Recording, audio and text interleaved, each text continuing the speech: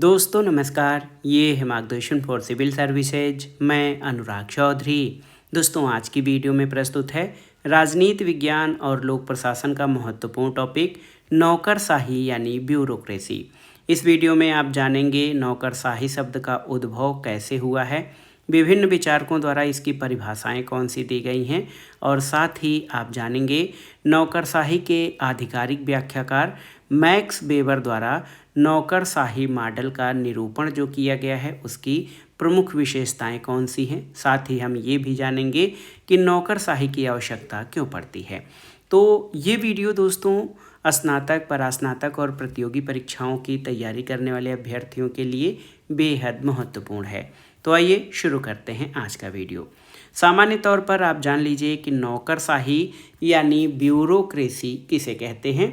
तो नौकरशाही या ब्यूरोक्रेसी एक प्रशासनिक व्यवस्था है जिसमें सरकारी नीतियों, कानूनों और निर्णयों को गैर निर्वाचित अधिकारियों और कर्मचारियों यानी सिविल सेवकों के द्वारा लागू किया जाता है।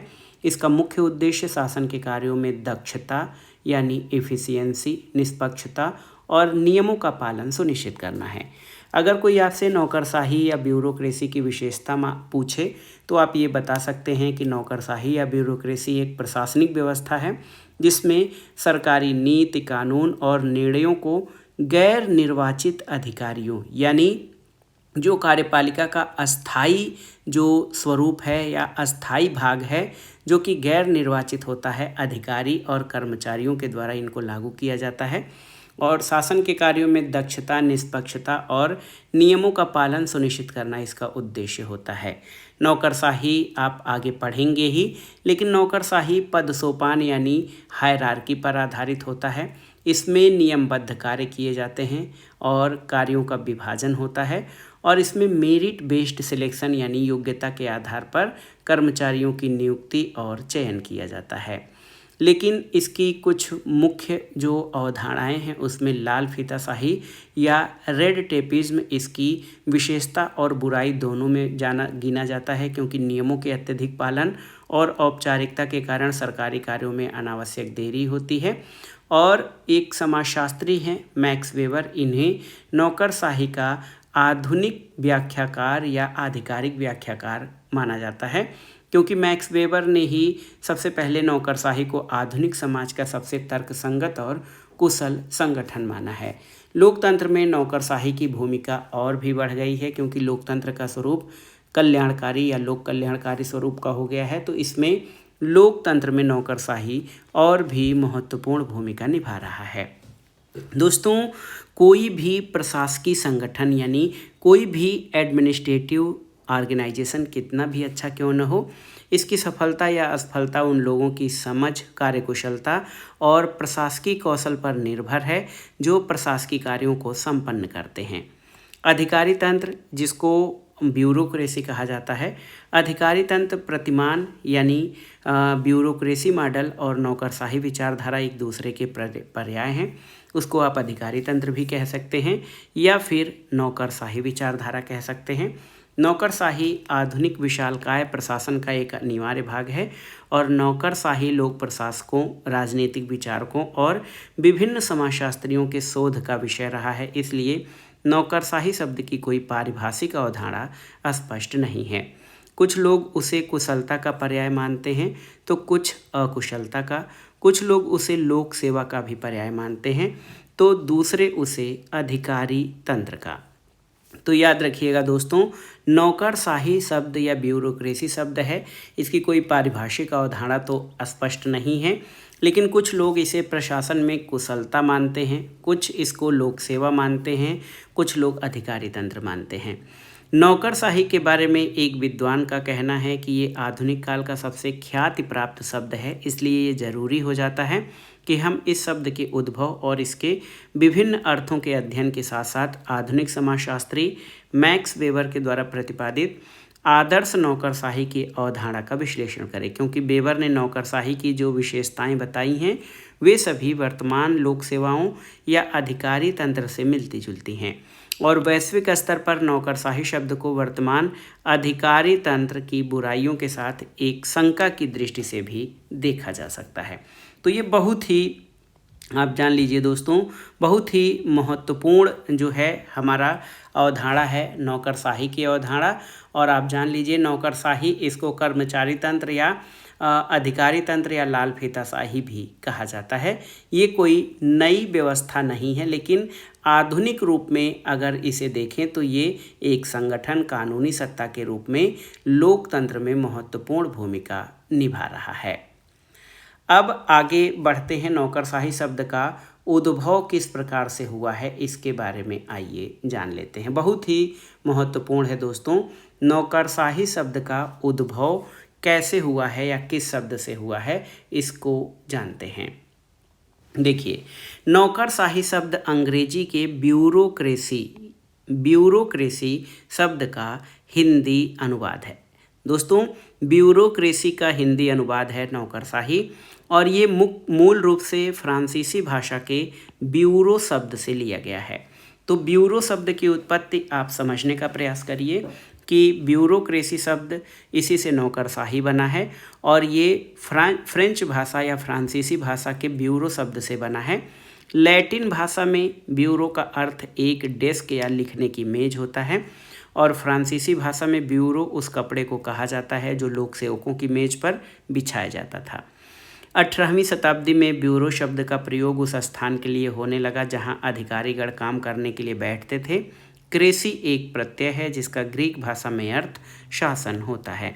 तो इस तरह से नौकरशाही का उद्भव या उत्पत्ति की दृष्टि से अर्थ होता है अधिकारियों का शासन।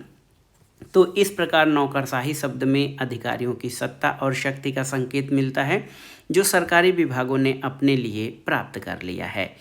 दोस्तों, 18वीं शताब्दी के मध्य में नौकरशाही शब्द का सबसे पहले प्रयोग फ्रांस के अर्थशास्त्री विंसेंट डी गोर ने, याद रखिएगा ये कई बार ये प्रश्न पूछा भी गया है कि नौकरशाही शब्द का प्रयोग सबसे पहले किसके द्वारा किया गया, तो याद रखिएगा 18वीं शताब्दी में सबसे पहले नौकरशाही शब्द या ब्यूरोक्रेसी शब्द का प्रयोग फ्रांस के अर्थशास्त्री विंसेंट डी गोर्ने के द्वारा 1945 में किया था। उन्होंने नौकरशाही की शिकायत करते हुए इस शब्द का प्रयोग किया और कहा कि फ्रांस में एक नई बीमारी ने जन्म लिया है जो हमारे लिए एक भयानक मुसीबत बन सकती है। इस बीमारी का नाम है ब्यूरोमेनिया। तो यहीं से नौकरशाही शब्द की उत्पत्ति जो है मानी जाती है। ब्यूरोमेनिया इसको शुरुआत में नकारात्मक अर्थ में जो है विंसेंट डी गोर्ने ने प्रयोग किया था। नौकरशाही की प्रमुख परिभाषाएं कौन कौन सी हैं, तो दोस्तों नौकरशाही की परिभाषा अलग अलग ढंग से दी है। आपको समझने का प्रयास करना होगा क्योंकि नौकरशाही कोई एक पारिभाषिक या इसका कोई एक स्पष्ट जो है मीनिंग नहीं है, इसलिए नौकरशाही शब्द को कई विचारकों ने अलग अलग ढंग से परिभाषित किया है। देखिए, नौकरशाही ब्यूरोक्रेसी का सामान्य अर्थ जो है वो एक विभागीय उपसंभाग अथवा विभाग से लिया जाता है, यानी वो सरकार जो केवल दफ्तर में बैठकर चलाई जाती है। इस शब्द को सकारात्मक और नकारात्मक दोनों ही अर्थों में प्रयुक्त किया जाता है। नकारात्मक अर्थ में ये शब्द ब्यूरो या विभागों में शक्ति के केंद्रित होने और राज्य के क्षेत्राधिकार से बाहर के विषयों में अधिकारियों के अनुचित हस्तक्षेप को व्यक्त करता है, जबकि सकारात्मक रूप में नौकरशाही के अधिकारी को ऐसे व्यक्ति का प्रतीक माना जाता है जो अनुभव, ज्ञान और उत्तरदायित्व के लिए विख्यात है। तो नौकरशाही में आप जानते हैं नियमों का महत्व होता है, इसका निश्चित कार्य क्षेत्र होता है, पदों में पद सोपान होता है, तकनीकी नियमों की विशेषताएं होती हैं। इसमें आप जान लीजिए नियमों, आदेशों और निर्णयों का लिखित रूप होता है, और नौकरशाही के जो भी प्रशासक होते हैं उनकी नियुक्ति योग्यता और भर्ती के आधार पर की जाती है। नौकरशाही जो है प्रशासन को प्राविधिक श्रेष्ठता यानी टेक्निकल जो है श्रेष्ठता या अच्छा कार्य या क्षमता प्रदान करती है। लोकतंत्र के लिए इसकी भूमिका बहुत ही महत्वपूर्ण है। दोस्तों, विभिन्न विचारकों द्वारा नौकरशाही की कौन कौन सी परिभाषाएं दी गई हैं, इनको हम समझने का प्रयास करते हैं। एक विचारक हैं जॉन ए विग, जॉन ए विग के अनुसार विकृत और परिभाष के कारण ब्यूरोक्रेसी शब्द का अर्थ काम में घपला, मनमानी, अतिव्यय, हस्तक्षेप और वर्गीकरण माना जाने लगा है। पिफनर कहते हैं कि नौकरशाही कार्यों और व्यक्तियों का एक ऐसे रूप में व्यवस्थित संगठन है जो अधिकतम प्रभावशाली रूप से सामूहिक प्रयासों के लक्ष्यों को प्राप्त कर सके। एक विचारक हैं रॉबर्ट सी स्टोन, ये कहते हैं ब्यूरोक्रेसी का अर्थ कार्यालय द्वारा शासन या अधिकारी द्वारा शासन है। लास्की ने भी ब्यूरोक्रेसी की परिभाषा दी है। ये कहते हैं कि नौकरशाही का अर्थ सरकार पर अधिकारियों का पूर्ण नियंत्रण है, इतना पूर्ण है कि इसमें जनसाधारण लोगों की स्वतंत्रता भी खतरे में पड़ सकती है। इसी तरह मैक्स वेबर का कहना है ये एक प्रकार का प्रशासकीय संगठन है जिसमें विशेष योग्यता, निष्पक्षता और मानवता का अभाव आदि लक्षण पाए जाते हैं। पीटर ब्लाउ के अनुसार नौकरशाही वो संगठन है जो प्रशासन में ही अधिकतम कुशलता लाती है, और हरमन फाइनर ने नौकरशाही को सरकारी अधिकारियों का शासन माना है। इन परिभाषाओं के आधार पर आप कह सकते हैं कि नौकरशाही सकारात्मक और नकारात्मक दोनों ही पक्ष के आधार पर समझा जा सकता है। नौकरशाही को प्रशासन का एक अंग, सत्ताधारी लोकसेवक, नीति एक संगठन, आदर्श संकल्पना, तार्किकता और समाज के एक रूप में परिभाषित किया गया है। अब आइए दोस्तों देखते हैं नौकरशाही के उदय के कारण क्या रहे हैं, यानी कौन सी ऐसी स्थितियां और परिस्थितियां रही हैं जिनसे कि नौकरशाही का उदय हुआ है। आप जानते हैं नौकरशाही आधुनिकता की देन है। इसके विकास के कई कारण हैं। विद्वानों ने इसके विकास को कई तत्वों के योगदान का परिणाम माना है। कार्ल मार्क्स के अनुसार नौकरशाही का उदय 16वीं शताब्दी के आसपास पश्चिमी यूरोप में पूंजीवाद और राष्ट्र राज्य के उदय के साथ हुआ था। संपत्ति और सत्ता जब व्यापारियों, पूंजीपतियों और राजाओं के हाथ में केंद्रित हो गई तो धन संपदा के प्रबंध और सत्ता के संचालन के लिए विशेष तंत्र की आवश्यकता होने लगी। ये तंत्र नौकरशाही था। दोस्तों लास्की, हेराल्ड जोसेफ लास्की ने इसे कुलीन तंत्र की उपज और सम्राटों की व्यक्तिगत अधीनस्थ कर्मचारियों को रखने की इच्छा, लोकतंत्र का विकास और आधुनिक राज्यों के आकार और दी जाने वाली सेवाओं में वृद्धि का परिणाम माना है। एजुने कैमनका और मार्टिन क्रोजियर के अनुसार नौकरशाही के विकास के कारण है यूरोप के राज्यों में शक्तिशाली केंद्रीय सरकारों की स्थापना, औद्योगिक क्रांति, राज्यों के कार्यों में वृद्धि, फ्रांस की क्रांति, सरकारी कर्मचारियों को नियमित वेतन की व्यवस्था का लागू होना और कुछ धारणाओं जैसे संप्रभुता राष्ट्र में है, शासक में नहीं, सरकारी अधिकारी राष्ट्र के नौकर हैं, शासक के नहीं, इन अवधारणाओं के विकास से नौकरशाही की उत्पत्ति हुई है।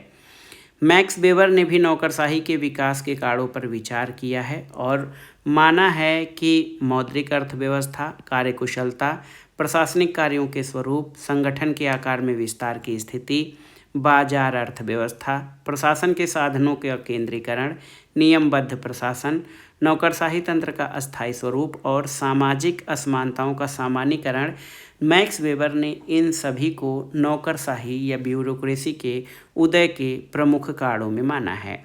मैक्स वेबर का कहना है कि नौकरशाही का उदय इसकी विवेकशीलता और आधुनिक समाज की जटिल समस्याओं और कार्यों का सामना करने के लिए तकनीकी सर्वश्रेष्ठता वाले सबसे उचित यंत्र सिद्ध होने के कारण हुआ है।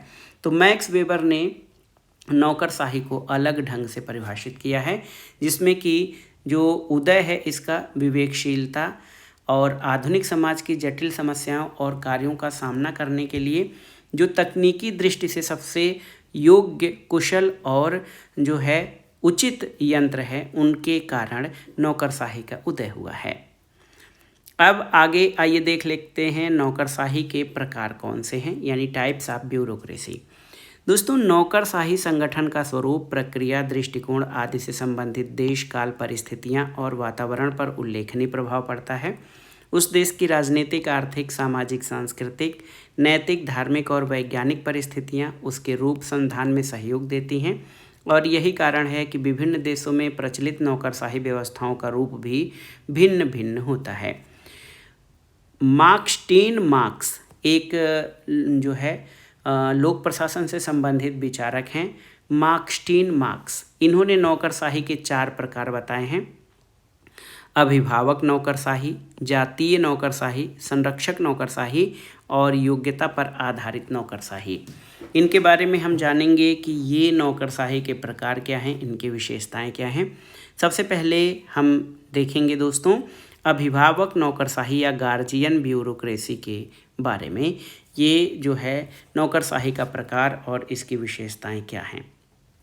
तो देखिए अभिभावक नौकरशाही कौन सी होती है। अभिभावक नौकरशाही क्या है इसको जानते हैं दोस्तों। अभिभावक नौकरशाही वो है जो जनहित की भावना से जनता और समाज के अभिभावक यानी गार्जियन के रूप में कार्य करती है।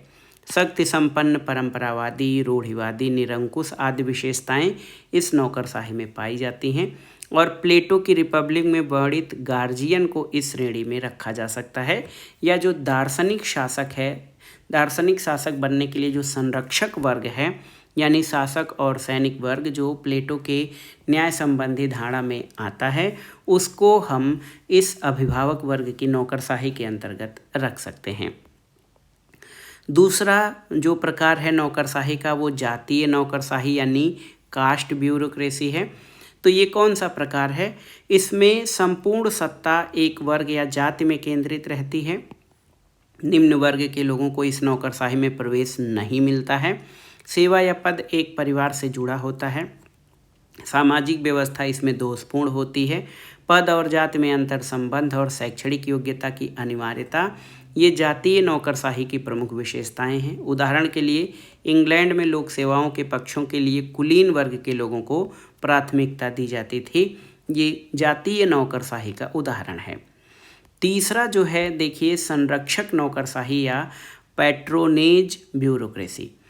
तो संरक्षक नौकरशाही क्या है? तो इसमें सरकारी पदों पर चयन का आधार योग्यता या कुशलता न होकर राजनीतिक पुरस्कार या व्यक्तिगत राजनीतिक संबंधों के आधार पर की जाती है। अगर मेरी पार्टी सत्ता में है, मेरे परिचय के लोग राजनीति में सक्रिय हैं, सत्ताधारी दल में हैं, तो वो अपने चाहने वाले या मेरे चाहने वाले जो लोग हैं सत्ता में, वो मुझे नौकरशाही का पार्ट बना सकते हैं। ये संरक्षक नौकरशाही है।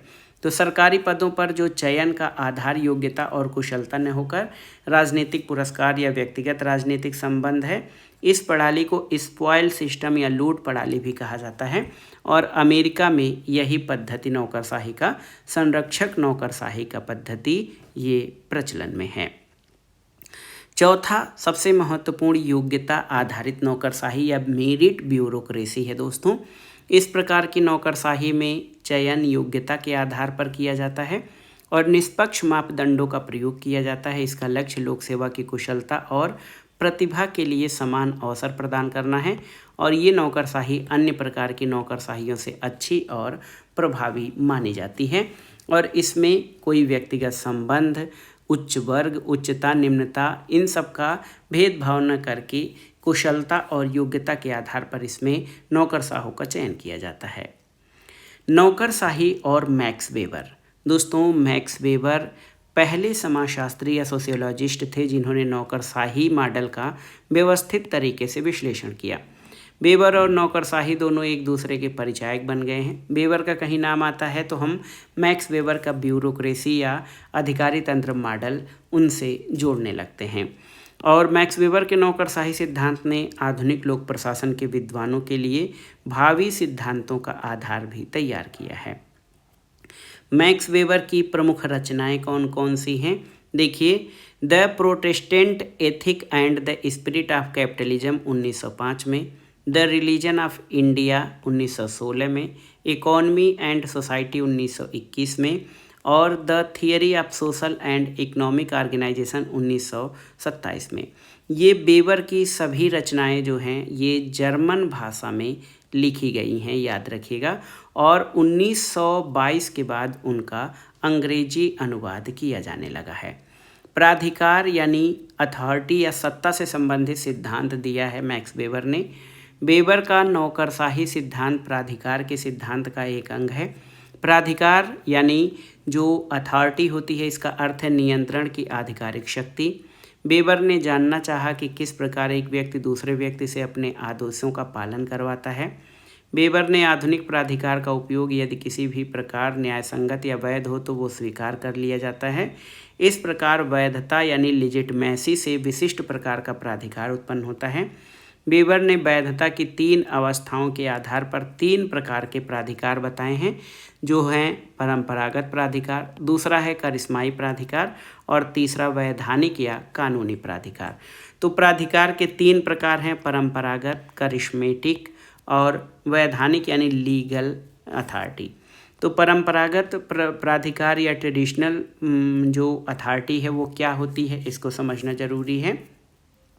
बेबर ने इसको परिभाषित करते हुए कहा है कि प्राचीन परंपराओं की पवित्रता में स्थापित आस्था और उसके तहत प्राधिकार लागू करने वाले लोगों की स्थिति वैधता पर निर्भर है। इस तंत्र में शासक की आज्ञा का पालन इसलिए किया जाता है कि परंपरा वैसी मांग करती है। इसका प्रमुख उदाहरण प्राचीन काल में राजाओं के शासन में सभी कर्मचारियों को व्यक्तिगत रूप से राजा का वफादार होना चाहिए और यदि कर्मचारी योग्य है तो राजा के व्यक्तियों के प्रति वफादार नहीं है तो उसे हटा दिया जाता था।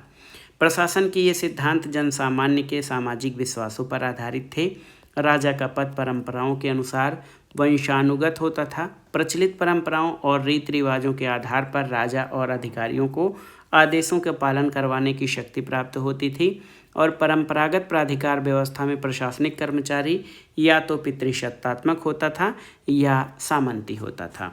तो कबीलाई समाज में जो सत्ता का रूप था, राजा और सामंती समाज में जो सत्ता का रूप था, वो परंपरागत सत्ता के रूप में था, जिसको कि लोग परंपरागत या ट्रेडिशनल रूप में मान्यता देते थे। ये मैक्स वेबर का परंपरागत सत्ता था। दूसरा करिश्माई प्राधिकार या कैरिस्मेटिक अथॉरिटी। तो करिश्मा का अर्थ होता है ईश्वर प्रदत्त प्रतिभा। जब किसी व्यक्ति के पास जादुई ताकत, अलौकिक शक्तियाँ और असाधारण गुण होते हैं और वो व्यक्ति इन ताकतों के आधार पर अन्य व्यक्तियों से अपने आदेशों के पालन करवाने में समर्थ होता है, तो इसे कैरिस्मेटिक अथॉरिटी या करिश्माई प्राधिकार कहा जाता है। करिश्माई प्राधिकार व्यवस्था की मुख्य विशेषता है कि ये अस्थिर होती है, यानी ये इसमें अस्थायित्व नहीं होता है। जब तक व्यक्ति में जादुई ताकत या अलौकिक शक्तियाँ होती हैं तब तक वो आदेशों का पालन होता है और व्यक्ति के मरने पर उसके करिश्मेटिक जो गुण होते हैं वो समाप्त हो जाते हैं और जैसे वो व्यक्ति खत्म होता है तो ये सत्ता भी नष्ट हो जाती है। करिश्माई प्राधिकार तंत्र के तहत प्रशासनिक कर्मचारियों में अनुसरणकर्ता, शिष्य या अनुचर होते हैं, जिन्हें उनके करिश्माई गुणों और प्रभुत्व के प्रति समर्पण के आधार पर पद दिए जाते हैं। तीसरा जो सबसे महत्वपूर्ण प्रकार है, जो आधुनिक लोकतंत्र का आधार है, वो है लीगल रेशनल और लीगल अथॉरिटी। वैधानिक तार्किक यानी लीगल रेशनल या कानूनी प्राधिकार। तो बेबर द्वारा बताए गए प्राधिकार में तीसरा प्रकार विधिक तार्किक प्राधिकार है। इसमें व्यक्ति को आदेश देने और उनका पालन करवाने की शक्ति न्यायसंगत कानूनों से मिलती है। व्यक्ति जिस पद पर आसीन होता है उस पद पर विधिक सत्ता जुड़ी होती है और यही वैधानिक स्थिति व्यक्ति के आदेशों को वैधता प्रदान करती है। विधिक तार्किक सत्ता में आदेशों का पालन वैधानिक रूप से स्थापित अवैयक्तिक आदेश पर आधारित होता है। वेबर ने वैधानिक तार्किक प्राधिकार में कार्यरत प्रशासनिक तंत्र को ही नौकरशाही कहा है। तो याद रखिएगा, जो वैधानिक तार्किक सत्ता है उसी को वेबर ने नौकरशाही या ब्यूरोक्रेसी कहा है। नौकरशाही संगठन में उपलब्ध संसाधनों का अधिकतम उपयोग का तरीका और विवेक को अधिकतम करने का उपकरण है। वेबर का मानना था कि ये तीनों प्रकार के प्राधिकार तभी तक वैध हैं जब तक आज्ञा का पालन करने वाले इन्हें स्वीकारते हैं। परंपरागत जो सत्ता है उसमें परंपराओं की अवहेलना करने पर, करिश्मेटिक सत्ता में करिश्माई सत्ता समाप्त हो जाने पर और गैर कानूनी कार्य करने पर प्राधिकार समाप्त हो जाता है। और इन 3 प्रकार के प्राधिकार में वैधानिक तार्किक प्राधिकार को वेबर आधुनिक नौकरशाही या आधुनिक सरकारों के लिए उपयुक्त बताते हैं और वेबर ने इसी आधार पर अपने नौकरशाही के आदर्श मॉडल की रचना कानूनी तर्कसंगत या कानूनी प्राधिकार को रखते हुए किया है। हम आगे के चैप्टर में इसी का जो दूसरा पार्ट है उसमें वेबर की आदर्श नौकरशाही की विशेषताओं के बारे में जानेंगे। यहाँ पर शार्ट में वेबर के आदर्श नौकरशाही को समझ लेते हैं।